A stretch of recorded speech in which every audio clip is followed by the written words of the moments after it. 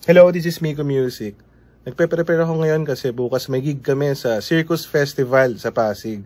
Ayan, sineset up ko yung Boss GT1000 ko. Dati hirap na hirap ako gamitin yan kasi hindi ako ganun kateki sa mga multi-effects. More on analog pedals talaga ako eh. Pero konting tapang lang, konting research, tsaka ginabayan din ako ni Sir Jem Manuel of December Avenue.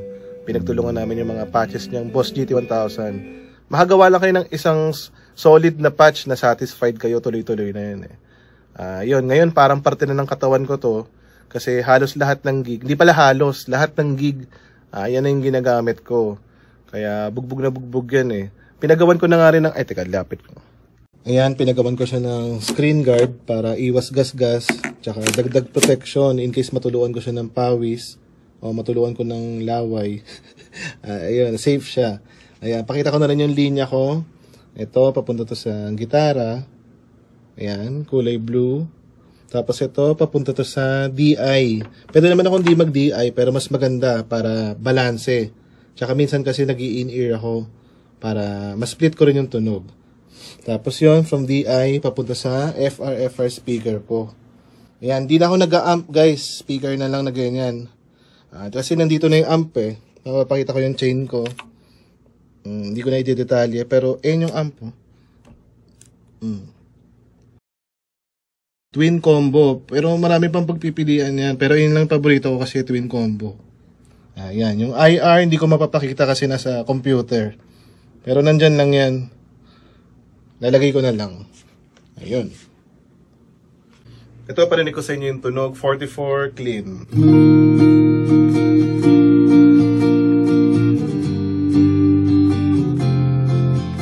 Sa pag-ikot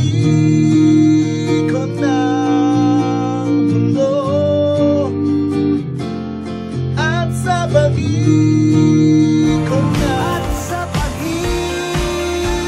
ng mundo.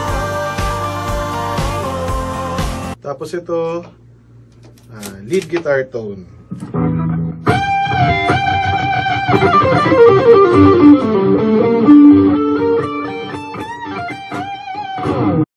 Ito, low gain para pang sundot-sundot, di masyadong matapang, di naman masyadong clean.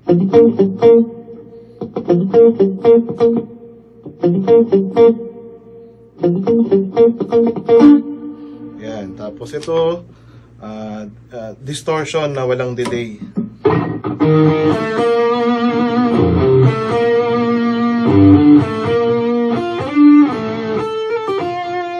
Pang rhythm din, no?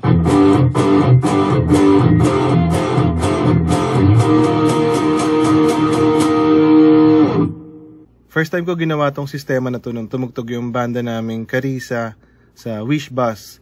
Kasi napansin ko wala namang amplifiers doon. Kaya hindi ko alam kung ano yung magiging tunog ko.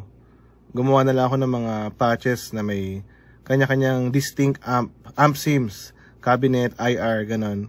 Para alam ko yung tunog ko. Bahala na lang kung ano yung magiging tunog ko dun sa mix nila. Pero it actually works naman. Ito yung tunog namin.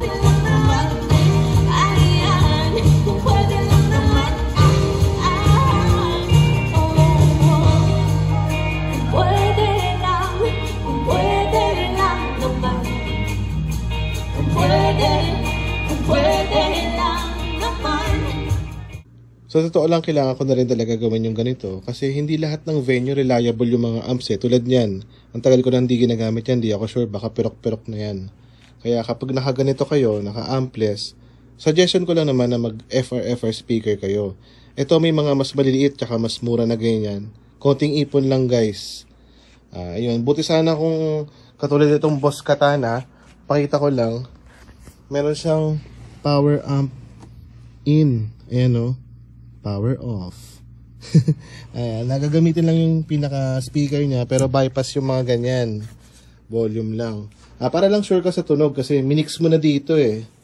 Ayun, suggestion ko lang naman yun. Mali ako, tama kayo. Do what works for you. Ayun, Boss GT1000.